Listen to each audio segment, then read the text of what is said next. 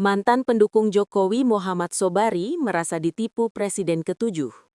Oleh sebab itu, Muhammad Sobari kini menjadi saksi ahli Roy Suryo CS dalam kasus tudingan ijazah palsu.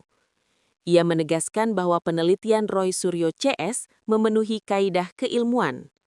Hal tersebut disampaikan Sobari saat ditemui di Polda Metro Jaya pada Kamis 12.02. Sobari akan memberikan keterangan ke pihak yang berwajib hari ini. Ia tiba di Polda Metro Jaya sekira pukul 9:35 WIB. Pihaknya datang bersama saksi ahli lainnya, yakni mantan Wakapolri, Komjen Purna Pol Ogroseno. Dalam pernyataannya, Sobari mengakui bahwa ia merupakan mantan pendukung Jokowi, namun ia merasa ditipu oleh Presiden ke-7 RI. Pasalnya, seluruh gagasan Jokowi dinilai tidak dijalankan saat sudah menjabat sebagai presiden. Saat merasa tertipu, Sobari mengaku tidak lagi mendukung Jokowi. Kalau menjelaskan begini dulu, Bung. Kita jangan, ini Bung Refli ini kan kawan dekat, jadi banyak berguru. Jangan ada yang menulis kata termul untuk saya. Itu sangat tidak apa namanya, bukan soal apa, tidak menggambarkan kebenaran. Saya seorang ilmuwan yang mendukung Jokowi itu karena idealisme saya, dan berjuta-juta kaum ilmuwan mendukung, tapi berjuta-juta itu kan tertipu. Ya biasa saja kita tertipu, itu nggak apa-apa.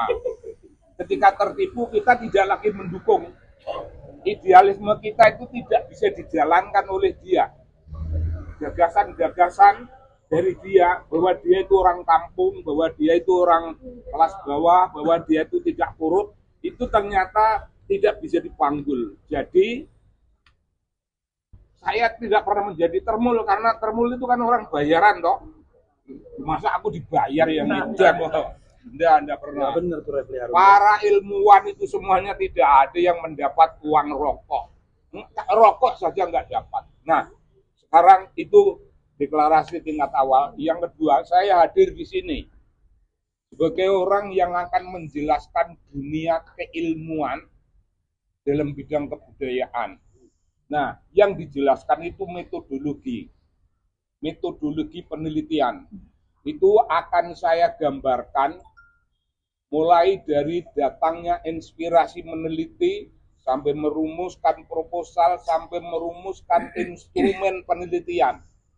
Instrumen penelitian ada dengan wawancara, ada dengan studi dokumen atau archive research, ada yang studi studi media.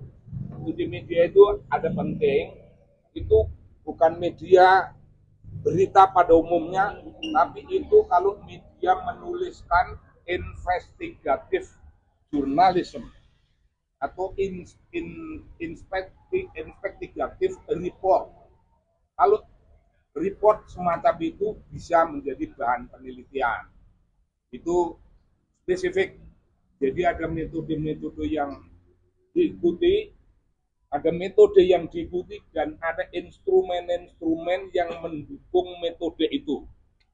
Itu begitu rupa sampai pada suatu pernyataan, wah, data kita belum lengkap, maka kita harus melakukan, umpamanya tadi kita mulai dari wawancara ulang, itu check and recheck.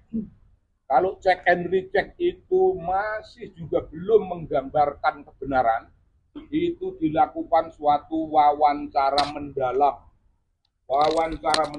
untuk memperoleh keutuhan. Saya kira macam gitu. Jadi secara keilmuan saya akan pertanggungjawabkan bahwa yang dilakukan ini tidak ada sesuatu apapun, sekecil apapun yang menyimpang dari kaidah-kaidah keilmuan. Nah, kalau kaidah keilmuan ini sudah terjabar dengan baik, saya akan menjelaskan 3 tokoh ini dalam peran apa. Download Tribun X sekarang, menghadirkan lokal menjadi Indonesia.